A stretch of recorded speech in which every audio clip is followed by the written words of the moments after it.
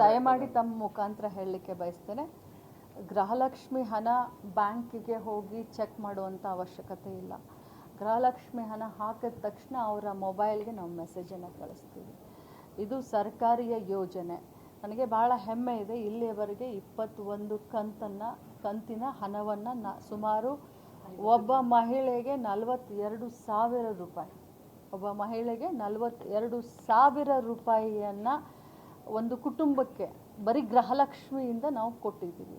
ಸುಮಾರು 1,24,00,000 ಮಹಿಳೆಯರಿಗೆ ನಾವು ಹಣವನ್ನು ಇಲ್ಲಿಯವರೆಗೆ ಮುಟ್ಟಿಸಿದ್ದೀವಿ.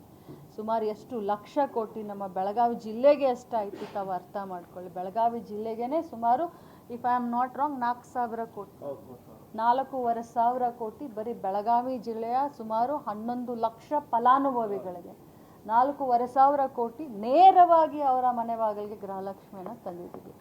ಇದು ಬಹಳ ದೊಡ್ಡ ಯೋಜನೆ. ನಾವು ಬೇರೆಯವರ ಥರ ಲಾಡ್ಕಿ ಬೆಹನ ಅಂತ ಹೇಳಿ ಸರ್ಕಾರ ಬರೋಕ್ಕಿಂತ ಮುಂಚೆ ಮಹಾರಾಷ್ಟ್ರದಲ್ಲಿ BJPಯವರು 2 ತಿಂಗಳ ಕಂತನ್ನು ಹಾಕಿ ಸರ್ಕಾರ ಬಂದ ಮೇಲೆ ಅನುಷ್ಠಾನನೇ ಮಾಡಲಿಲ್ಲ. ಅದು 2,500 ಇದ್ದಿದ್ದನ್ನ 1,500ಕ್ಕೆ ತೆಗೆದುಕೊಂಡು ಬಂದರು.